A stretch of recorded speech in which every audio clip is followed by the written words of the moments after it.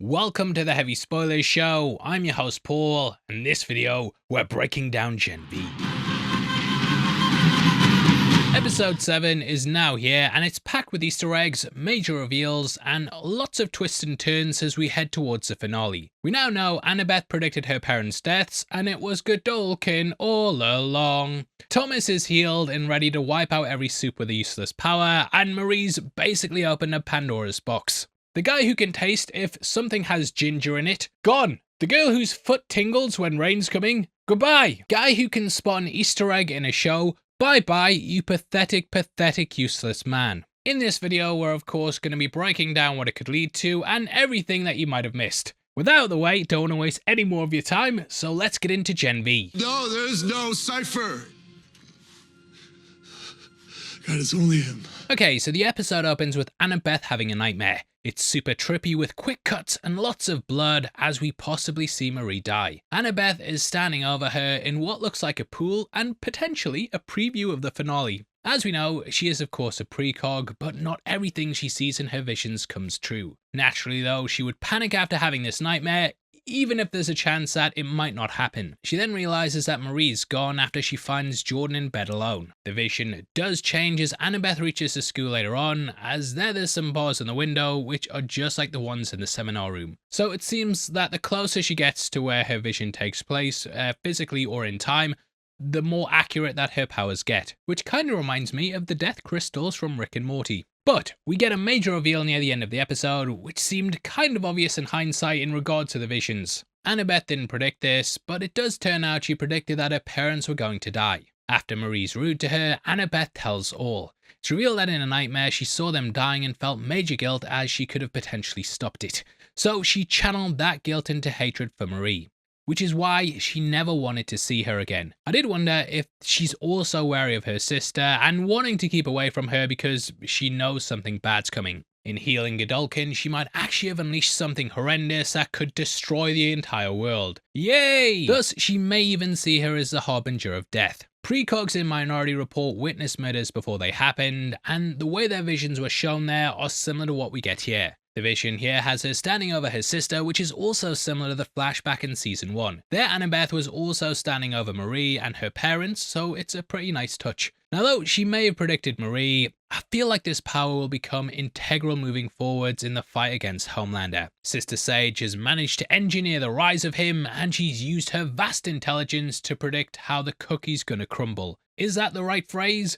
It is now. However, if the Starlighters have someone who can literally tell the future, then they might finally be on equal footing. It's interesting to note as well that Annabeth actually got her powers before Marie. Marie's manifested during puberty and then she killed her parents, whereas Annabeth's had them since she was a small child. One thing I liked as well was seeing Jordan wake up and then switch to their guy form, possibly as a defense mechanism. It is very similar to how they switch from a female during episode 1 and kind of plays into how they wake up wanting to be buff in case there's a fight. Waking up the rest of the crew, they then find that Cate's gone as well. Jordan mentions that Marie's left them behind again and clearly still worries about Elmira repeating. There she escaped without them and he's still clearly holding a grudge. Luckily, they know exactly where Marie's going, and that is to guard you. Using Stan Edgar's car, they plan to go and stop Marie from causing the vision to come to fruition. Zoe heads to ask him off screen, and I did think, is this because the budget could only stretch to one episode? Possibly. The guy's time's pretty short, I'm guessing. You know, he also runs a chicken shop and meth lab below it.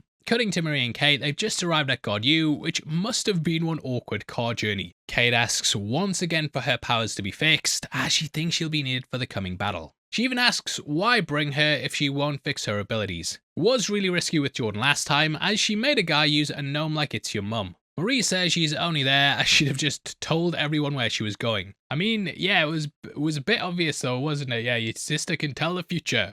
Marie then explains that she tried to fix her brain after her skull got smashed like the like button, which is what we saw in the premiere. However, she couldn't help fix her powers then, and is adamant she can't now. And yet, that was a fucking lie. As we learn later on, it exposes just how much Marie doesn't want to help. Cate believed all the lies and propaganda from Vought, and she'd been the victim of a human and then was gaslit into doing her bidding before then turning against them. Her parents, also had her locked up until college, and I can understand why she hates the humans.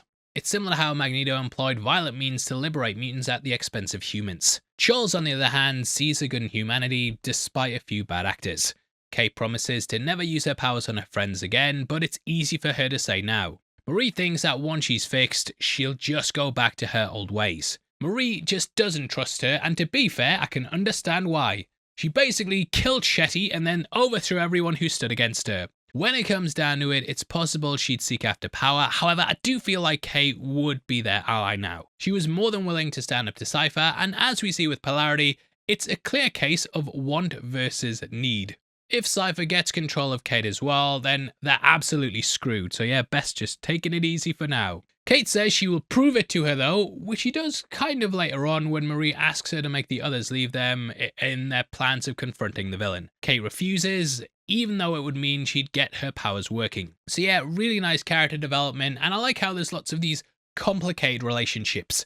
Meanwhile, the others are going as fast as possible to stop Marie from getting hurt. Annabeth's terrified of the speed of the car, and I imagine she's probably anxious of death, like all the time. I'm guessing it would be difficult to decipher whether it's your imagination or a vision at points, and you'd be constantly worried that you're just about to die. Hilariously, it's something Jordan mistakes for thinking they're nervous that a woman's driving, so they switch genders for a bit. That classic boys' humour. Now it's here we get a theory clarified from last week, and we hear that Sam can't fly and that he instead just jumps. Which yeah, we pointed out that on our last breakdown and said it was kind of similar to the Hulk. However, it's also akin to early versions of Superman. The Man of Steel could originally only jump, hence the leap tall buildings in a single bound thing. Though it's difficult to think of him without thinking of him flying, that ability didn't come until years after his comic debut. It was due to a combination of art errors, the radio show, and the Max Fleischer cartoons. They all convinced the creators that this was the way to take the character, as at that point the public was just like, yeah, he can fly, can't he? And we didn't have the internet around there to be like, actually.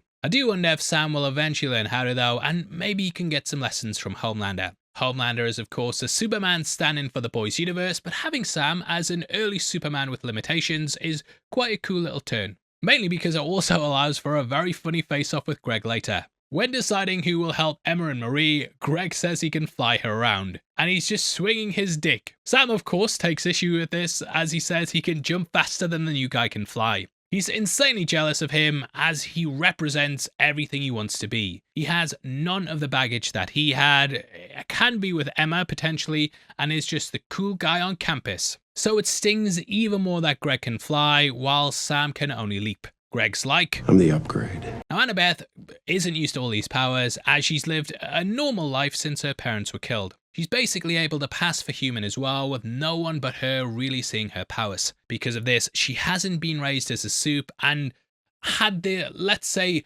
God complex instilled in her. She's got none of those personality issues. Because of this, she's probably taken a dislike to the soups because all they seem to do is cause problems. So far, her fears have been confirmed as well. In the end, though, she's reconnected with her sister. It's just led to more pain and misery. She's been kidnapped, had her throat cut, and is now on the run from Vought. Yay! So yeah, her fear of being exposed as a soup seems pretty justified, all things considered. Jordan says that it's like this 80% of the time, and the other 20% is boring. With Annabeth saying that she likes boring. Boring is good, that's why I'm such a good YouTuber. One issue I have had with the show though is that it's been like the teens taking on these massive world-ending stakes. When the series was announced, I did kind of hope we'd get a funny take on the X-Men, which is kind of what they do in the comics with the G-Men. Though we get some frat shenanigans later on, I did kind of hope that that would be the series. Not saying it's bad. What I do appreciate though is they've kind of shied away from it being just good guys versus Homelander. Though he's a threat off in the background, the major ones feel like their own standalone villains. I love how we've had a human villain in the first season, as well as a superhuman in Cipher. I think it would have been crap if the baddies had just been Vought and Homelander, so I'm glad that we have these characters gone rogue. Just adds that variety. Jordan also talks about how they hid their powers like Annabeth because they were worried about how their dad would feel about them. We've seen how he wants Jordan to remain as a male, which really hurt Jordan a lot. The power actually stopped them from becoming the Guardian #1 until Vought embraced it and used it as pink capitalism. Their relationship status is in the air at the moment, which we see after Annabeth asks if they're boyfriend and girlfriend, showing confusion about how the bi-gender thing works. Cutting to the Dean's residence, both the front and secure doors are open, making it look very, very inviting. Marie can hear a weak heartbeat, which you do assume is Cipher. However, upon entering, we discover it's Polarity. As we know, he's sick and using his powers is taking a major toll on him, which is probably why his heartbeat's so weak. Both Cipher and Godolkin were gone before he could reach them, and I did actually wonder if this was Polarity being meat puppeted, as we saw that last week. I also thought this might be a part of Sister Sage's plan, sort of leave the door open and have Marie walk into her trap, mainly because the guards were gone too. However, Polarity can kick Cipher out, which is what he was able to do last week, so that theory time, it shut down before it even got to fly, oh no. Later on the phone, Cipher says that Sage said Marie would return to the campus, so yeah, it was kind of, I do feel like she basically set this up as this big, come on in guys. Later when he's healed, Godolkin also says it's annoying how smart Sage is. She knew that Marie would want to save everyone by returning and healing him, so it might be many layers of plans. Plans within plans. Although, as mentioned, the doors were open due to Polarity chasing after Cipher, and I might be thinking into it too much. Shut the theory, I'll shut it down for good this time. Polarity then tells the girls about Cipher's plan, but he's at death's door. He explains though that he's able to stop Cipher's powers, which is going to be incredibly useful in the final battle. I also feel like Harper's going to be brought into it in some way, as they've kind of been sidelined, her and Allie, but we do know that she can absorb powers for 60 seconds. So using her against someone like Cipher, no matter how strong he is, there's a way you get a minute's rest against him. So yeah, I can imagine that's going to be who Emma recruits next time, and they're going to bring Harper and Allie in and basically shut him down and strangle him with pubes. Now speaking of Cipher, we then cut to him as he tries to ascertain how Polarity was able to knock him out of his head. It seems that the magnetic pulse interrupts the neurons of Cipher's brain and messes with the synapses. Look, I'm not something of a scientist myself, I just talk about movies and TV shows on YouTube, so whatever. Later on he explains that it's like a transcranial magnetic stimulation. TMS is something used to treat anxiety and depression, and it uses magnetic fields on the brain, so it is based in real world science. Cipher, or more specifically Godolkin, he's furious at this reveal and takes it out on his own body. Builds off the scene from last week and basically ramps up the self-loathing side of it. He says it's over and that he should just probably end it as Godolkin's body sheds a tear. It's basically just him giving up after all the years of pain and realizing that, Marie might not end up curing him. This tear could also be dug inside Godolkin's body, kind of like how people would cry and get out when their mind was taken over. But that might be a reach. If you think back to what Jordan said at the prison, they did say that they felt the pain that Cipher was going through. Thus, they might have body swapped, and the ex-Blockbuster employee might be in Cipher's body somehow. Or Godolkin's body. It's gonna get confusing. I will mess up the names and call them different things throughout. As we find out later though, time's running out for the old man. Luckily, Cipher sees that Marie's returned via his security cameras. This calls back to episode 4, where he told Cate that there were cameras up everywhere. This episode we see that the cameras are made by V-Defender, which is a company under Vort's umbrella. It lifts his spirit and he regains his faith in Sage, who predicted she'd return. He then ominously states that a big sacrifice is coming. Back at the house, Marie then gives Polarity a cold compress. I'll go get a cold compress. Is that all you do? Cate talks about how the only food in the house is the blended rings, which is a further clue about Cipher. He's shocked that Marie came back when Cipher wanted her, but she then reveals that the man in the tube's Godolkin. Marie plans to reach him and free him, and she thinks that if she can save him, he will help them take Cipher out. They have no idea that Godolkin's been controlling some random guy who's been used as a front this whole time. Something we will get into at the end. Marie is quite naive when it comes to thinking Godolkin will help them though. This is a guy who was experimenting with V, had lots of Nazi and KKK paraphernalia about a secret archive room, and he's hardly someone who's going to want to help her. Her faith is misplaced, and ultimately this could destroy her. It kind of highlights how manipulative that Cipher is though. In making Doug appear like this powerful soup, the idea that he's a vulnerable man has been at the back of her mind. Polarity then has a seizure, which was close to his last one, and it is a sign that he's likely going to die soon. So with Polarity being their only hope, Marie uses her power to reverse all the damage to his brain. She taps into the blood force once again, as we see blood dripping from her and Cate's nose. It is an easier task though compared to bringing someone back to life, but it does take a toll on her and the others. I do also wonder how much effort it's going to take to fix Cate, but she does seem with Godolkin that she is getting better at it. Upon being cured, Polarity's almost brought to tears, saying that he's been sick for so long, he forgot what it felt like to feel healthy. His chronic pain and illness became the new normal for him and only got worse as the pills stopped working. He was willing to use his power against Cipher, even if it meant dying due to his anger over Andre's death. And this just shows how much he's going to be useful in that final fight. It's also somewhat a redemption for Marie as she left Andre and Elmira. He waited behind for the others in a similar escape attempt and then died trying to open a massive steel door. So with this miracle, she's managed to heal Andre's father and start to make amends for leaving him behind. It further plays into her Jesus illusions and how she's able to cure the sick. I really like that we now also have an older Soup who's working against Vought. A-Train and Maeve work from the shadows, but Polarity's someone who's at the forefront who's now helping them fight.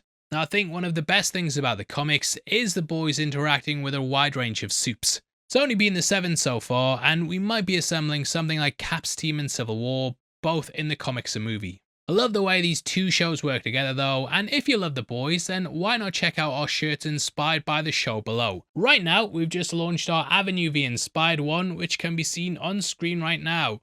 We also have brand new Homelander designs, which is one of my favourite on this store. Beyond that, we have our God You sweater design along with our classic Me and the Boys one. On the store, the more you buy, the more of a discount you get, and it all goes towards helping videos like this get made. Cutting to school, Sam then lands with Emma in his pocket, like some sort of Polly Pocket. She's naked as she doesn't have her handmade clothes, so she needs to go change. Now I do wonder if she managed to shrink down without having to purge it all.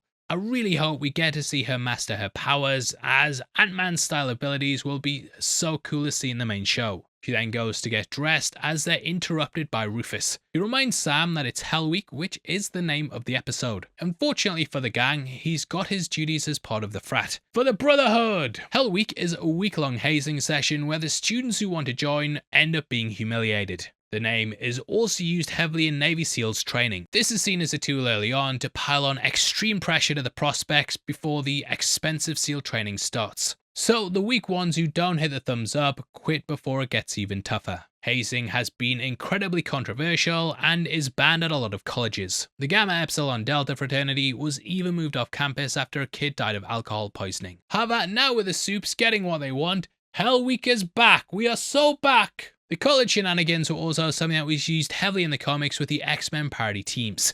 In the comics, Huey was sent to infiltrate G-Wiz, which was sort of like an Animal House movie homage. The G-teams were led by John Godolkin, who worked with Vought in a sort of tenuous alliance. He obtained Compound V in the 80 and then made his G-Men. There were a few teams, and it's similar how Vought made the Soups and Godolkin has his own thing going on. Except in the show, God You and Vought are more closely connected, and there are no other teams like the X-Men. G-Wiz are booze-fueled degenerates who are even worse than the GED frat in this show. I can't show like 90% of their panels as it's just wild stuff, but pick up the damn books. Pick up the books. Read comics, you shits. Now, Godolkin was eventually killed in the comics as Vought learned that he was kidnapping kids. This was to use them in his younger super teams, but Godolkin was also highly abusive to his students.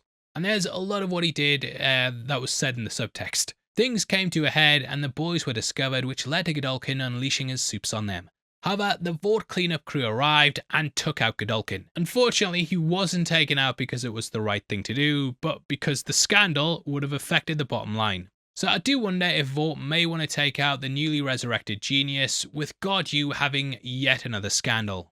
There's going to be mass deaths again, I'm guessing, and it will kind of be like the Soup version of Shetty. Obviously, you know, they're trying to spin the media machine to say that humans are bad, but if there's a Soup going around just killing people, doesn't look good, mate. Godolkin seems to hate the current status quo, and he's expressed interest in Soups becoming stronger than the god like Homelander. And that's insane, because like even Homelander has been pretty much unchallenged by most of the Soups. Unless you count like the triple threat with Billy and Soldier Boy. But I do think they might end up doing some stuff akin to the comics where it's actually Vought who take out Cipher. This might even win back the trust of Cate and prove Marie right. Doubt it, mate, but worth bringing up anyway. Anyway, the Brotherhood basically give Sam a bondage baby called Hemple. If that wasn't bad enough, they kept up Black Hole's arse. He's super gross, and we saw him having a chug beer keg in episode 3. He is also the Soup that Cipher was talking about when he brought up someone having a quantum singularity up their butt. He's pretty much useless outside of doing party tricks, and you can see why Cipher would want to get rid of him.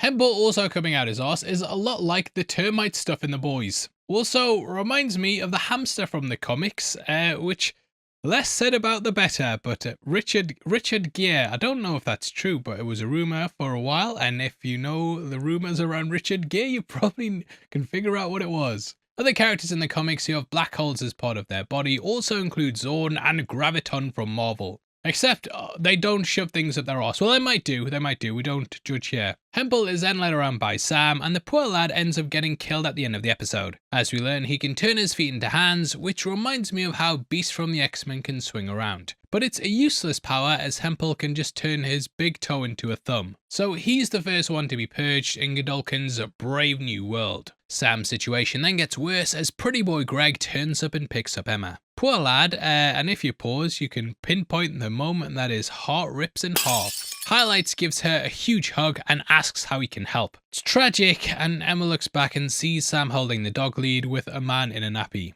Greg then says that Sam is in deep with Vought and that he doesn't trust him. Makes sense since the battle at the end of season 1, and he's been obviously working with Vought and Homelander. Emma defends him though and says that he's never had anyone on his side. As we know, he's been used for experiments and people have always messed with his head. Even those who would have been good like his parents have been kept in the dark. Sam is like the Sentry of the Boys universe, and I really hope he gets some sort of happy ending. I love how Hemple also says he feels Sam's pain. Bro seems like a nice dude, and he's just caught up in what he thinks you should do when you go to college. R.I.P. Hemple, hand feet guy, who'll always remember you. I will remember you. Cate, Polarity and Marie then arrive at the Dean's office, similar to how Jordan and Marie broke into Shetty's office in season 1. Polarity then asks Marie to fix Cate's brain so they can read people's minds and find Godolkin. Marie says that Cate is the reason Andre's dead and flat out refuses. His father though says that she should blame him instead, as Polarity never told Andre how his powers were killing him. He also knows how the Vought machine will make you do bad things, so feels a kinship with Cate. Marie is still wary though, and she could be unleashing more of a monster. Now I do feel like Cate will eventually be given the chance and have one of the biggest redemption arcs in the show. Right now though, her powers are far too strong to risk her, even possibly using them against their allies. This is something that Marie ends up doing though, which makes her a hypocrite. You hypocrite? The debate is interrupted as Cipher calls and taunts Marie, and she figures out he's in the danger room. He says that if she returns to her training, then her friends will be given total amnesty. This is the same message he wanted Polarity to tell her last week. It's something she turns down, as Cipher doesn't want to train her, but wipe out all the useless soups. Cipher clearly sees himself as a survivor, as he's gone beyond what would have killed most people. He's now able to control others and basically go beyond the weak man that he is. I do think there's some self-hate there though, as he constantly calls his body weak and wants to go beyond that. So he's clearly projecting this hate onto others. Cutting to Annabeth and Jordan, her vision leads them to the seminar room, which is where they intercept Marie later on, which I did appreciate. We then jump to the main God U building and see the top 10. Marie is number 1 after having her throwdown with Jordan, and Sam is number 2. I had a look at the rest of the names up to number 6 and couldn't find anyone who's been in the show before, and sadly couldn't make out the names of 7 and 10. This early episodes that we get sent, they're not always the best quality, and if you spot one, let me know in the comments below. And while this is happening, Sam's trying to get rid of his bondage baby. Hemple thinks it's a trap though, to try and get him fail in his hazing ritual. Luckily, he then runs into Emma. This is in the cafeteria, which was a big location early on in the season. There's the bistro, Whataburger, Godolkin bookstore, and a lot more. I did wonder if we'd see the human barista again, but there's been nothing so far, and I do kind of think that she'll pop up in the finale. He asks about Greg again, which then angers Emma. And what she says, I can't really say here on YouTube. This builds on the scene from earlier though, where he says that he needs some time to work on himself. He feels he should be jealous and want her, but knows deep down he's got a lot that he needs to make up for. Again, the pair act their butts off in the scene, and they accept they can't be together, which is when Greg arrives. We get the dick measuring contest over their powers once more, and Greg says he's found Marie. Outside the seminar building, Marie learns that Godolkin's dying, which makes sense as to why he was so desperate to get her to level up. While he can control people all he wants, if his actual body perishes, then it's game over, man. So this is his final Hail Marie. Hey. Oh, brother, this guy stinks! Crap joke, but her sister intervenes and says they're only in danger because they followed her. She's just trying to get her to stop, but even the reveal that she predicted their parents' death doesn't work. Marie is too far gone here and has tunnel vision. She's gassed up on being potentially the most powerful superhuman to walk the earth and thinks if she can beat Cipher, she can then beat Homelander. Feel kinda bad for Marie, and she's went on a crazy journey that basically started off with her hoping to go to God U. There it was supposed to be her ideal life, but it ended up being a lie. In the end, she just ended up locked up again, even though she acted like a hero, and yeah, it just shows in this world, nothing's as it seems. Marie is fully now leaning into becoming a hero again after Starlight called her one in episode 1. She's finally rejected the Vault Media Machine and what Cipher can offer her and is solely just focused on doing the right thing. Jordan refuses to let her go in though, as it could lead to her death. This then leads to Marie using her powers against her friends and family. She's just like Cate in season 1. Fed up with being used, she will do anything to stop what they perceive as the enemy at all costs. Cate used her powers on her friends, thinking it was the right thing to do, and now Marie's doing the same thing. As mentioned though, Cate's turned over a new leaf and refuses to be healed in exchange for pushing them to leave the campus and be safe. Luckily, she and Polarity talk some sense into her, and Annabeth looks horrified. Probably remembering when her parents basically turned into the Overlook Hotel elevator. We then see Cipher in the seminar room as he chooses which weapon to use. He opts for a Chinese broadsword with ornamental rings. I've seen some people say they were added for wushu demonstrations and basically decorations mainly made to make noise. So it's kind of showing off for the sake of it and not necessarily making you look at the true purpose, which could be Cipher. We then get Polarity aura form as he throws kettlebells at the Dean. Cipher hints that even if Polarity chopped his head off, he'd still survive, which is another clue that he's just an extension. He stabbed himself in the hand and didn't show any pain, and it's clear he doesn't feel what the puppets are feeling. Cipher then gets cornered as Marie isn't there and Polarity shuts the door,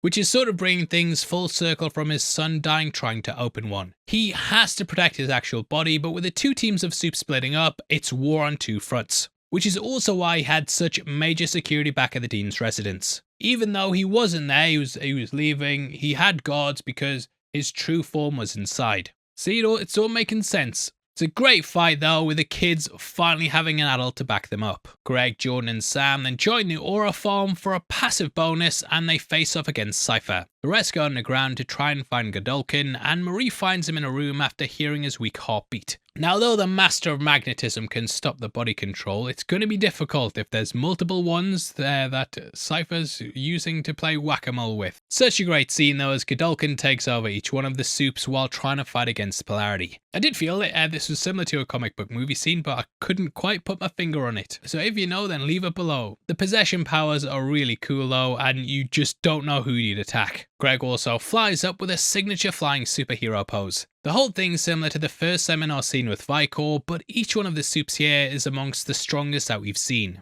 Basically makes it a tense race against time as Marie makes it to Godolkin. In hindsight, we can see he's just manipulating her, and I love as he listens intently as she says that she can heal him. Everything's falling into place and we watch as his skin is fixed, which did kind of feel like a reverse Deadpool. Also, I love how she hits Godolkin with the lay-on hands. Put your hands up! Put your hands up! He told you the hands did nothing. Godolkin is back though, and he's once again a guy who can appreciate a good grande jitter bean coffee. Get it? Grande! Because grande is a size at coffee places, and he's dating Ariana Grande.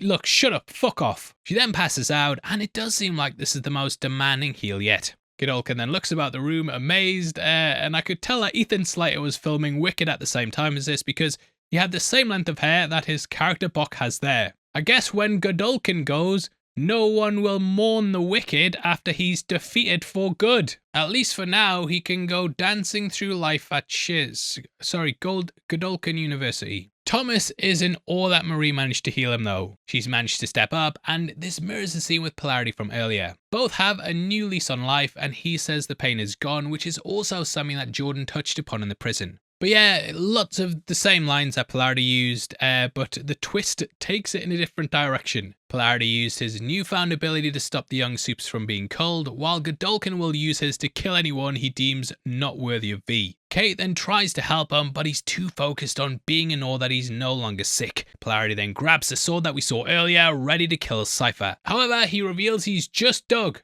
Again, not the dog. At some point, he was taken over by Godolkin, and it's been a ruse all along. I mean, Cipher does mean secret. I really like how Godolkin has the same mannerisms as earlier though when he was talking to the girls.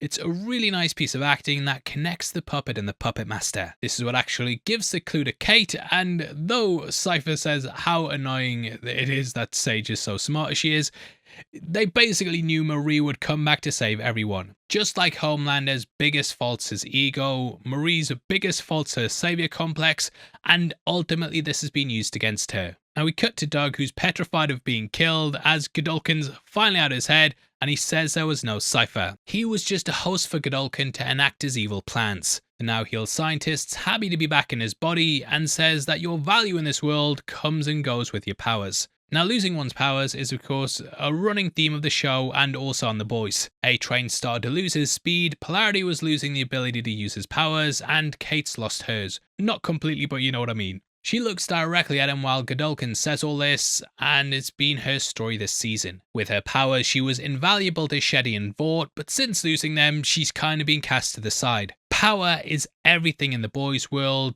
and without it, you could end up as just a pool of goo on the pavement like Huey's girlfriend Robin. Cate then spots the hand gestures and works out that he's actually Cipher, but there is no Cipher, just like there was no Spoon. Cipher from the Matrix, you see what I'm saying? Whew, fucking, the jokes are shit this episode, I'm sorry. I'm genuinely sorry how shit they are. The girls are very lucky that he's just recovering though, and he hits Cate with a menacing look. It's not over, it's only just begun. Godolkin then heads outside and smells the freshly cut grass. Before this, the only chance to smell the outside was when Doug would bring him flowers. He's not been able to sit outside without help since the 60s and can finally finish his work outside of a tube and a host. He runs into Bondage Baby, who also wonders why he's wearing a diaper, which is a bit ironic. Godolkin then remembers who he is and sees him as being the bottom 10%. While walking around his Cipher, he did his homework and knows exactly what soups he wants to kill. It's why he reset the rankings and made sure that they were done on merit,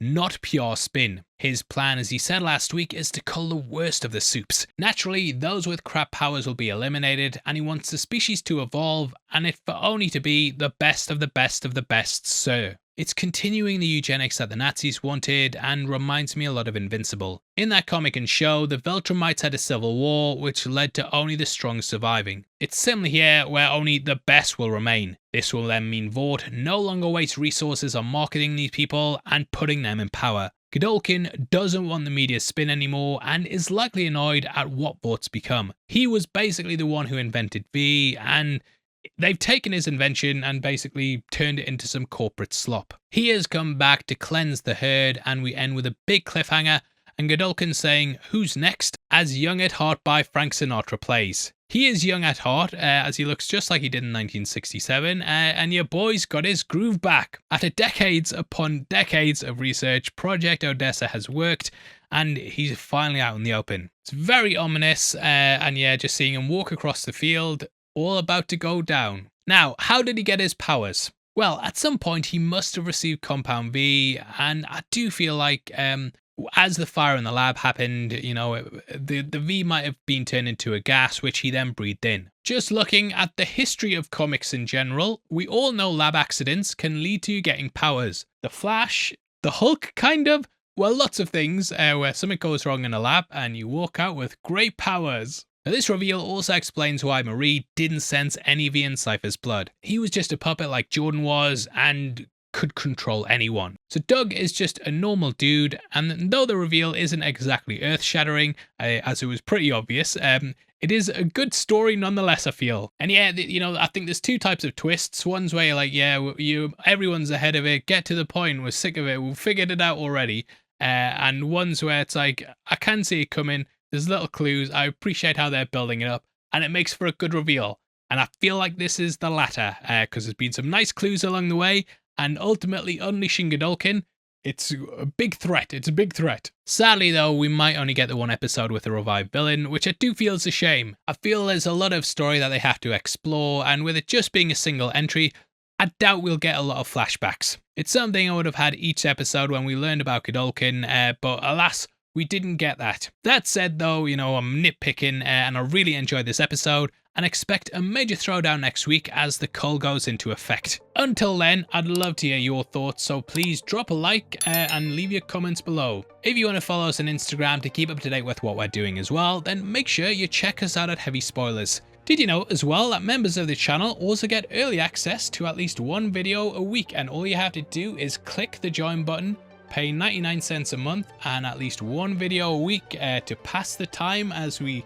edge closer towards death. Yay! But yeah mate, if you just like, oh, I go for walks every day and I've got nothing to listen to, we've got like 2-hour-long it breakdowns or psycho breakdowns that you can just kill the time with. But yeah, huge thank you to everyone who does that. It means a lot to me and the team, and thanks for all your support. Now if you want something else to watch, we've got one of those breakdowns on screen right now, but if not, thanks for watching this video. I've been your host Paul, you have been the best as always, and I will see you next time.